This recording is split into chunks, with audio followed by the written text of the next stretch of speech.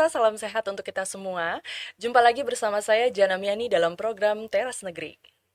Program Teras Negeri ini dapat Anda saksikan di kanal YouTube Tempo.co. Tamu kita hari ini adalah Bapak Bupati Bangka Tengah, Bapak Al-Ghafri Rahman atau biasa disapa Bang Ai. Assalamualaikum Bapak. Waalaikumsalam warahmatullahi wabarakatuh. Selamat datang di program Teras Negeri Tempo Bapak. Sama-sama, senang hati juga saya tiba di sini. Iya, terima kasih Ya, sudah datang ke Gedung Tempo Pak. pasti saya juga senang deh ketemu dengan teman-teman di sini. Luar Alhamdulillah. biasa. Iya. Sebelum berbincang dengan Bapak Al-Ghafri Rahman, saya akan menyampaikan sekilas profil beliau. Bapak Al-Ghafri Rahman atau biasa disapa Bang Ai, lahir di Koba 26 Juni 1975. Sebelum menjabat Bupati Bangka Tengah, beliau pernah menjadi anggota Dewan Perwakilan Rakyat Daerah, baik di tingkat Kabupaten Bangka Tengah maupun di tingkat Provinsi Kepulauan Bangka Belitung.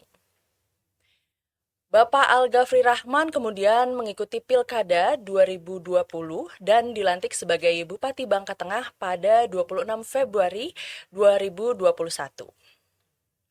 Setidaknya ada 3 isu menarik yang menjadi fokus pemerintah Kabupaten Bangka Tengah. Pertama, perihal izin pertambangan rakyat. Kedua, tentang pariwisata terintegrasi. Dan ketiga, mengenai penguatan usaha mikro, kecil, dan menengah atau UMKM. Jadi langsung saja kita berbincang dengan Bupati Bangka Tengah, Bapak Al-Ghafri Rahman atau Bang Ai. Saya nyapanya Bang Ai aja. Boleh, boleh. Boleh, izin ya Pak. Siap. Oke, Bapak, saat ini Bapak sedang berusaha membantu para penambang agar memiliki izin pertambangan rakyat atau IPR ya, Pak. Sementara yang menerbitkan IPR itu adalah Menteri Energi dan Sumber Daya Manusia atau ESDM. Nah, sebelum kita berbicara lebih jauh, bisa Bapak sampaikan terlebih dahulu seperti apa sih Pak gambaran atau kondisi pertambangan di Kabupaten Bangka Tengah, sehingga pemerintah perlu mendukung masyarakat agar memiliki IPR sebagai legalisasi tambang rakyat. Ya baik, Mbak ya. Jadi terima kasih. Sebenarnya sejujurnya ini saya sampaikan bahwasanya memang tambang ini eh, menjadi salah satu alternatif bagi masyarakat kami di dalam mengatasi persoalan ekonomi ini. Jadi ini yang menjadi dasar pemikiran kami bahwasanya urgensinya itu adalah bagaimana kita memberikan keamanan, kenyamanan kepada masyarakat kita untuk mereka bisa dan mampu melakukan aktivitas penambang ini. Jadi saat ini artinya urgensi legalisasi tambang rakyat itu menurut hemat saya menjadi salah satu alternatif untuk mengatasi persoalan ekonomi yang ada di Bangka Tengah. Namun legalisasi tambang ini pada dasarnya bagi masyarakat kita di Bangka Tengah perlu dilakukan karena apa? Karena ini adalah bentuk kepastian hukum yang perlu kita berikan kepada masyarakat. Jadi izin penambangan rakyat ini mau tak mau menurut hemat saya selaku Bupati Bangka Tengah memang perlu diterbitkan. Ini yang pertama adalah untuk menghindari khawatiran daripada masyarakat ketika mereka menambang takut menjadi persoalan hukum.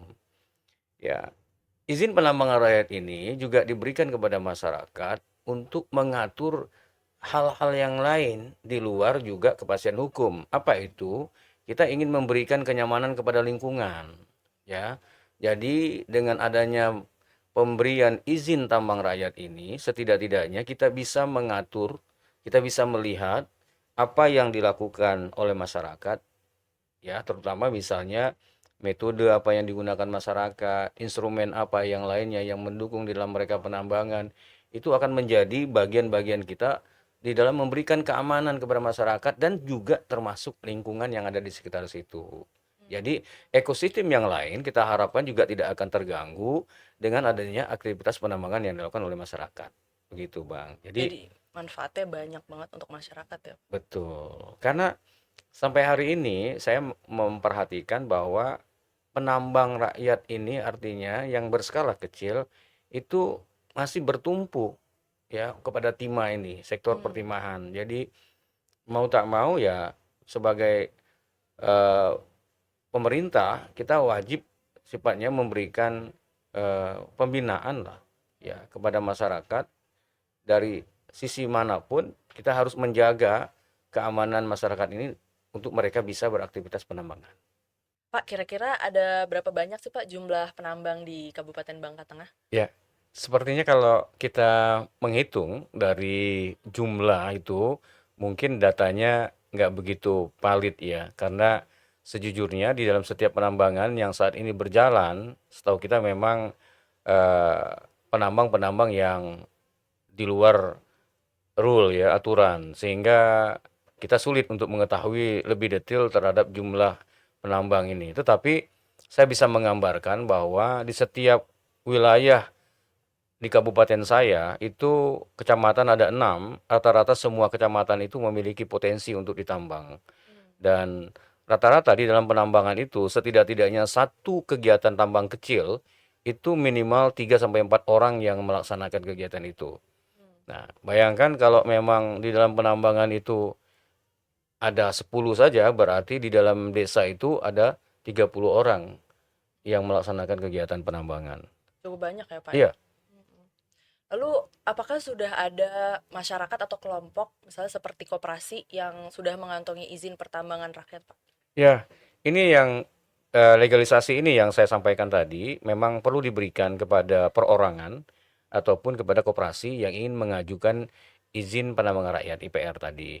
Dan alhamdulillah ini tahapan-tahapan di dalam proses pengajuan permohonan IPR ini lagi di penghujung penyelesaian oleh Kementerian SDM untuk nanti bisa diberikan kesempatan kepada masyarakat di daerah wilayah IPR tersebut, ya, wilayah WPR tersebut, artinya yang diberikan oleh Kementerian SDM melalui PJ Gubernur Bangka Belitung untuk bisa mendapatkan izin penambangan rakyat. Jadi saya nyampaikan ini bahwa ada beberapa wilayah di tempat saya itu, misalnya Kabupaten Bangka Tengah, dari 6 kecamatan kami itu sudah ada yang ditunjuk, yang dibuat suratnya oleh Pak PJ Gubernur melalui kami juga sampaikan kepada PJ Gubernur dan PJ Gubernur menyampaikan kepada SDM wilayah-wilayah yang kita usulkan menjadi WPR. Dan itu sudah disetujui oleh Kementerian SDM, ya alhamdulillah Bangka Tengah juga mendapatkan itu. Nah, di dalam ini setiap WPR yang sudah diberikan tentu harus ada dapat IPR-nya. Nah, IPR inilah yang nanti menjadi legalisasi teman-teman di dalam melaksanakan penambangan rakyat. Dan hari ini eh, belum dibuka online-nya, nanti sistemnya pendaftarannya itu melalui OSS yang akan dibuka oleh teman-teman dari ESDM Provinsi Bangka Belitung. Nanti melalui OSS teman-teman bisa mengajukan permohonan, apakah itu perorangan ataupun nanti bentuknya koperasi. Berarti semua sudah online ya Pak ya? Ya, serba online nanti. Jadi eh, tidak susah bagi masyarakat, artinya nanti melalui SDM Provinsi Bangka Belitung nanti akan mengumumkan ya blok-blok mana yang nanti bisa diajukan IPR-nya. Selain mendorong legalisasi tambang rakyat, Bapak juga berupaya mewujudkan pariwisata terintegrasi. Pariwisata terintegrasi itu maksudnya apa, Pak? Oke, jadi eh, saya bersyukur bahwa Bangka Tengah itu juga memiliki potensi-potensi yang lain selain kita memiliki juga sumber daya alam seperti timah ya. Eh, tapi di dalam proses timah ini juga kami mendapatkan anugerah juga bagaimana kami memanfaatkan misalnya eks tambang itu menjadi daerah wisata. Nah, faktanya bahwa konsep pariwisata terintegrasi ini menjadi salah satu strategi kami ya selaku Bupati Bangka Tengah dalam mengembangkan potensi pariwisata. Jadi kami saat ini mencoba untuk mengembangkan berbagai elemen pariwisata seperti adanya budaya kami, alam termasuk alam dari eks tambang tadi. Kemudian kami punya aktivitas lokal masyarakat yang bisa kita kembangkan dan bagaimana kita menciptakan pengalaman wisata alam lah yang holistik dan menarik yang ada di kami. Jadi saya contohkan bahwa misalnya di saya itu kami punya hutan mangrove misalnya ya. Kami juga punya hutan pelawan. Mhm. Nah, apa kami menyadari bahwa dengan mengintegrasikan atraksi wisata ini antara misalnya adanya potensi alam yang kami miliki dengan pelaku industri dan pemerintah, artinya kami selaku pemerintah kami punya kewenangan, kemudian kami punya lokasi yang bisa ditonjolkan, dan kami juga punya teman-teman orang wisata. Nah, kombinasi dari ketiga ini yang kami sebut terintegrasi tadi, untuk kita mewujudkan bahwa masyarakat Bangka Tengah akan bisa menjadi daerah wisata dan bisa mengenalkan kepada orang lain. Karena apa? Karena tanpa dari kombinasi ketiga ini, tak mungkinlah kami bisa mengenalkan daerah kami. Kami perlu ada orang-orang yang bisa membawa beritanya, menggambarkan bagaimana kampung kami misalnya. Nah, ini dari teman-teman orang-orang eh, pariwisata. Sekali lagi, kecenderungan kami bahwa integrasi ini adalah bagaimana kami membuat pola kerjasama yang baik lah antara sektor pariwisata ini dengan teman-teman kami dari pariwisata. Kemudian kami punya local wisdom, artinya kebijakan-kebijakan ataupun kearifan-kearifan lokal yang bisa kami kembangkan, dan kami selaku pemerintah akan berkolaborasi dengan tiga ini untuk mewujudkan Bangka Tengah ini menjadi paket yang menarik nanti ke depannya tempat orang berkunjung. Iya. Kuncinya kolaborasi, ya, Pak. Kolaborasi, dan tidak menutup kemungkinan nantinya Mbak Uli juga bisa melalui Tempo untuk bisa mengeksplor tempat kami nanti insya Allah. Oke, nanti kita main ke sana ya, ke Bangka Tengah. Ya, Oke, Bapak, bagaimana Bapak menyambungkan berbagai unsur pariwisata seperti akomodasi, transportasi, kuliner, agen travel, sampai pemandu wisata agar bersinergi demi mendongkrak pertumbuhan pariwisata, Pak? betul Mbak. Jadi strategi ini bahwa apa yang kami sebutkan tadi, kita perlu secara langsung melibatkan kerjasama ya kepada teman-teman berbagai sektor, termasuk yang tadi Mbak sebutkan, transportasi, misalnya akomodasi dan kuliner, untuk memastikan kenyamanan nih, ya, kenyamanan daripada masyarakat ataupun teman-teman yang berkunjung ke tempat kami, memberikan kepastian bahwa mereka bisa menikmati ya apa saja yang bisa disajikan di wilayah kami Bangka Tengah. Harapan kami eh, dengan terintegrasinya teman-teman yang tadi disebutkan, termasuk misalnya bagian pariwisatanya, kemudian transportasi, akomodasi, itu juga akan mengoptimalkan ya potensi yang kami miliki saat ini untuk bisa dikembangkan. Jadi apapun nanti yang kami miliki, sumber-sumber kekayaan di kami itu sangat bisa dinikmati oleh pengunjung terutama. Kami misalnya, saya contoh punya hutan pelawan di sana, hutan, tapi tumbuhnya adalah hutan pelawan, yang di sana juga terhinggap ada madunya, ada kulatnya, ya, serba dari pelawan. Madunya madu pelawan, kulatnya kulat pelawan, dan di sana kita langsung bisa menikmati alamnya, bisa nginep di sana, ada tempatnya, nanti kita siapin, juga bisa langsung menikmati madunya di situ. Di sarang tempatnya langsung kita dapat di situ. Nah, jadi itu memang perlu adanya terintegrasi ya, komunikasi tadi yang saya sebutkan kepada beberapa sektor lah, artinya di situ termasuk teman-teman wisata ya, travel agent misalnya, untuk dapat membantu membackup daripada kegiatan kami di bidang pariwisata ini. Jadi kayak one stop tourism gitu ya, Pak ya. Bisa Ya, udah dapat semuanya di situ ya, betul, Pak ya. harus begitu Mm-mm. supaya potensi yang kami miliki ini bisa seoptimal mungkin bisa diterima, artinya bisa berkembang lebih lanjut ke depannya. Iya. Juga begitu. Selain hutan mangrove, hutan Palawan tadi, Pak, Iya. destinasi wisata apa aja, Pak, yang menarik di Kabupaten Nah, Bangka Tengah? satu lagi tadi saya lupa menyampaikan, kami punya potensi memanfaatkan bekas eks tambang. Hmm. Nah, kami punya namanya Kolong Biru, kami juga namanya Bukit Pading. Nah, kedua ini saya kasih contoh ya, selain yang lainnya, ini adalah bekas eks tambang yang dikelola oleh Pok Darwis ya, kelompok memang pariwisata di sana, anak-anak pemuda-pemudi yang ada di sana. yang mengelola yang tadinya eks tambang kemudian berubah menjadi tempat wisata yang sehingga orang penasaran dan berkunjung ke sana. Jadi kalau kolong biru itu saya ceritakan sedikit, itu airnya ada beberapa warna, ada hijau, ada biru, Hmm. ya, yang begitu mempesona kalau kita bisa berada di situ. Kalau Bukit Pading itu dia berada dalam eh, seperti danau, tetapi itu sebenarnya adalah bekas tambang galian, galian tambang, ya, dengan kedalaman bisa jadi yang di tengah itu sampai 20 sampai 30 meter. Oh, dalam ya. Iya. Nah, itu seperti danau kelihatannya, tapi tak bergelombang. Hmm. Iya. Iya. Oh, itu kayaknya saya bakalan ke sana, seru banget ya, Pak, Ya, ya? harus, Bang, harus ke sana Mhm. lah. Jangan Nah, sampai iya. ya. Bicara tentang pariwisata nih, Pak, tentu tidak lepas dari yang namanya UMKM ya, Pak. Kalau di Bangka Tengah itu ada berapa banyak pelaku UMKM, Pak? Kalau bicara masalah UMKM sangat banyak ya. Kami sangat mensupport dan mendukung sekali eh teman-teman atau masyarakat kita yang mau mengembangkan sektor UMKM ini.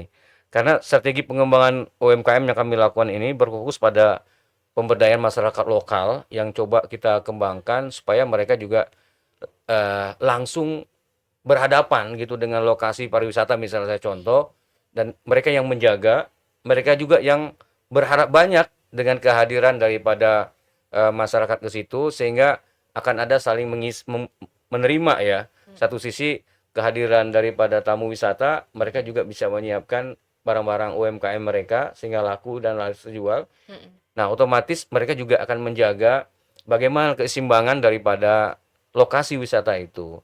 Nah, kami sangat mendorong ya teman-teman yang berada di sekitar tempat wisata untuk bisa mengembangkan pariwisata ini dengan tentu salah satu contohnya memberikan akses permodalan kepada para UMKM. mmm, Jadi kami memberikan contoh kepada para UMKM Bangka Tengah di bidang permodalan ini mereka boleh meminjam ke salah satu bank kami, misalnya bank pemerintah yang kami ada kerjasama dengan Bank Sumsel Bubble misalnya, dan Bank Syariah Bubble mhm, untuk dapat mereka permodalan. Kalau yang di Bank Sumsel Bubble, kami untuk UMKM yang kecil itu tanpa bunga.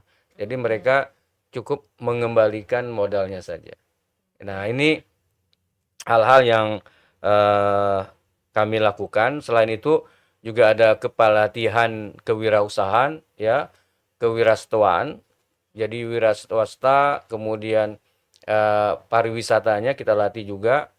Kami mencoba untuk sama halnya tadi, bagaimana penampilan daripada baik penyajian, misalnya di tempat pariwisata kami, baik alat-alat yang digunakan, itu juga perlu kami pelatihan kepada teman-teman di sana supaya mereka di dalam penyajian itu juga dapat memberikan kepuasan kepada pelanggan gitu loh. jadi banyak program-program yang sangat suportif buat UMKM ya, Pak, Betul, supaya Mbak. lebih Ya. berkembang. Tapi, apa sih, Pak, tantangan yang dihadapi, Pak, supaya UMKM di Bangka Tengah tuh bisa naik kelas gitu, Pak? Ya, kami selalu memberikan pembinaan kepada teman-teman UMKM untuk mereka bisa memberikan value yang lebih tinggi ya. Mulai dari produk yang mereka ciptakan, itu kita sudah memberikan pelatihan kepada mereka bagaimana mereka bisa memberikan bentuk-bentuk barang ataupun penyajian itu sehingga menarik. Nah, contoh misalnya dari segi yang kami tahu saat ini misalnya berupa makanan. Mmm, Nah, makanan, produk-produk makanan yang mereka hasil itu kami bantu. Pertama tadi saya sebutkan dari contoh permodalan, mhm, kemudian kami juga ada membantu dari peralatan. oke. Kita bantu peralatannya dan sekaligus kami juga membantu dalam pengemasan. Kenapa? Karena jangan sampai eh, rasanya enak misalnya Mhm, makanannya, tetapi penyajian nggak betul, menarik. mhm, Dari kemasan inilah kami memberikan pelatihan kepada mereka supaya ya apa yang disaji ini tentu orang juga suka ya. iya, Nah, ini kan perlu juga karena apalagi di zaman digitalisasi saat ini mhm, pengemasan itu juga sudah ke sana gitu modelnya. Nah, kami juga akan melakukan pelatihan-pelatihan kepada teman-teman ya UMKM, bahkan UMKM kita juga sudah ada yang berani untuk go internasional ya. Wih, Ya keren. alhamdulillah. Nah, mereka tapi dari bentuk makanan ya. Mm-mm. Nah, kami juga misalnya kemarin sempat melatihkan bagaimana packaging mereka supaya penampilan juga menarik, bagaimana mereka mendesain daripada packaging ini supaya juga bisa menarik. Nah, Iya, ini karena visual sekarang ini banget ya Pak, betul, orang ngejudge lewat visual. betul. Ya, itulah yang bisa kita lakukan saat ini supaya apa yang dihasilkan masyarakat saya itu bisa memberikan nilai tambah ya di dalam Mm. produk-produk yang dihasilkan. Begitu. Mudah-mudahan dengan program-program ini nanti UMKM di Bangka Tengah bisa makin go internasional nih. Amin, amin, Amin. amin, amin, amin. Baik Bapak, menarik sekali perbincangan kita kali ini. Mudah-mudahan lewat acara ini pemirsa lebih mengenal kondisi dan potensi di Kabupaten Bangka Siap, Tengah. siap.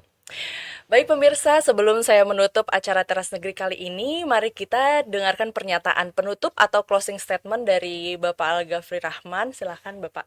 Baik ya. Jadi saya sangat bersyukur saat ini apapun yang kita rasakan kondisi Kabupaten Bangka Tengah, tapi saya meyakini bahwa ini semua adalah bentuk ujian dari Tuhan kepada kita semuanya untuk bersiap diri bahwasanya pasca timah ini kita harus juga sudah tahu apa yang harus kita lakukan. Karena tidak selamanya kita akan mengandalkan timah sebagai modal utama kita dalam pergerakan ekonomi ini.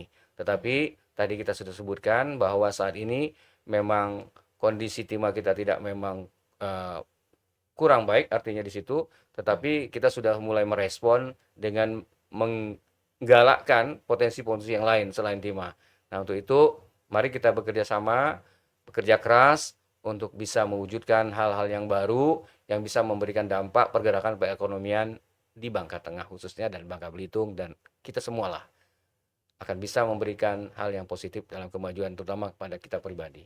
Amin. Ya, Terima kasih Bapak sudah berkunjung ke Tempo dan berbagi informasi dalam program Teras Negeri. siap. Pemirsa, demikian bincang-bincang bersama Bupati Bangka Tengah, Bapak Al-Ghafri Rahman. Program Teras Negeri akan kembali dengan sejumlah kepala daerah yang memberi inspirasi untuk kemajuan negeri. Saya Jana Miani beserta kru yang bertugas pamit undur diri. Sampai jumpa.